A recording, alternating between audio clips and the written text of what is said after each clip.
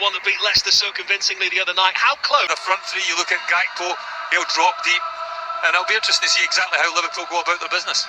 And also all about defence and how important the whole team's defending will be in the next 10 months. As Liverpool rain down the left-hand side, as Salah opens up a lot of space for himself. He doesn't need it though. Cody Gakpo in the number 9 position, back amongst the goals. He had a trail of defenders in his wake that he didn't need any assistance from Salah. And inside the first 2 minutes, Liverpool have a very early lead. Well, it's a blistering start from Liverpool, blistering start from Cody Gakpo. You can see here, he picks that position up there. He does that ever so well. We've seen that on occasions where he gets on that half turn. The simple little 1-2. Bayern won't be happy with the defending, it has to be said.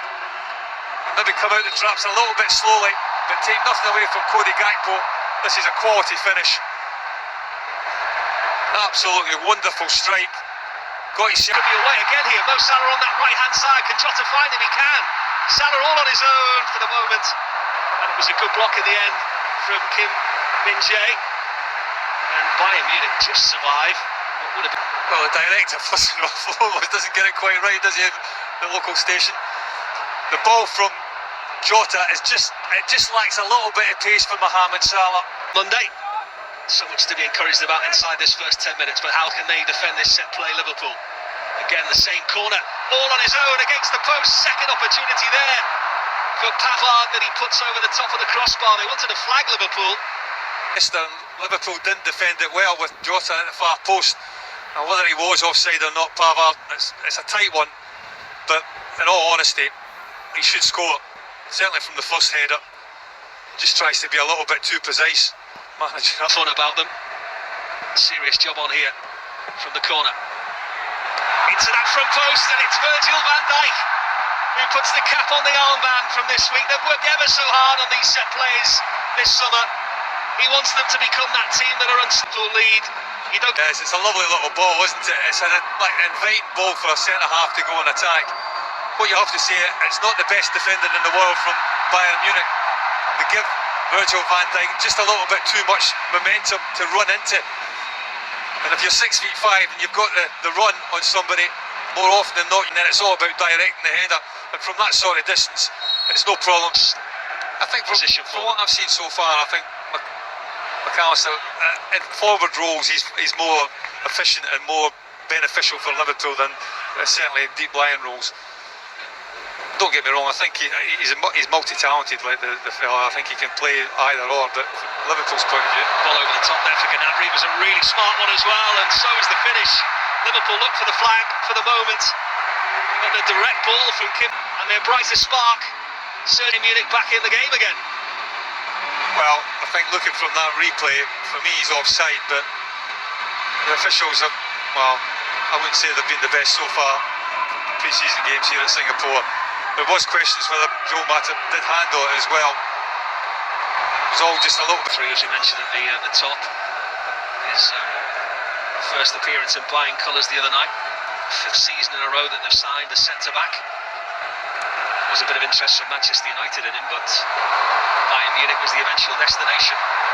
Again, the left-hand side of Bayern Munich is where they see most fruit being born here. Gnabry has loads of time and loads of space to pick out the man at the back post, Sane, who levels the game up here, and it was just a bit too easy for Bayern Munich there.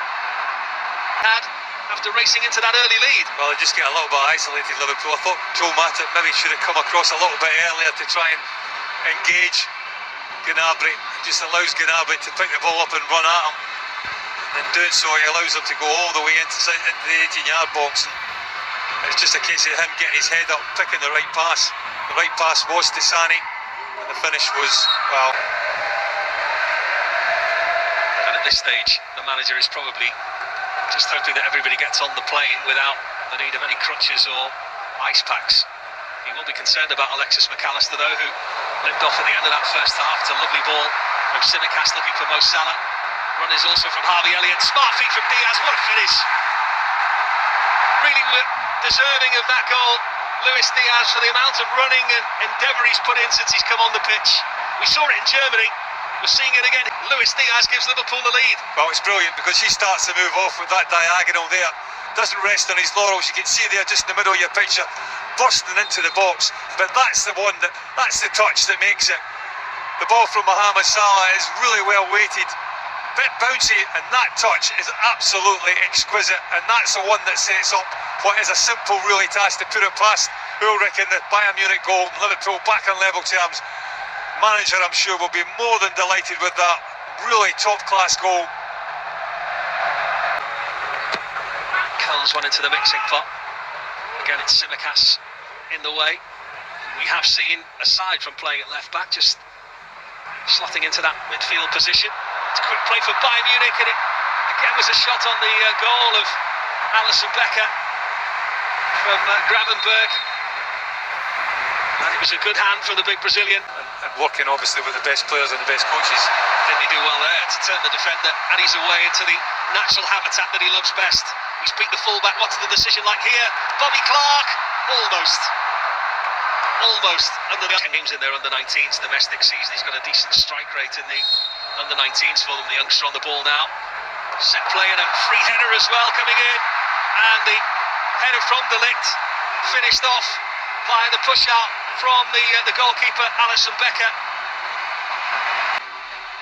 And it's a bit of a horror show really from a defensive point of view for Liverpool. Well, De Ligt gets a free header, which when the ball travels this far, it shouldn't happen. And in fairness to Bayern, they work it well.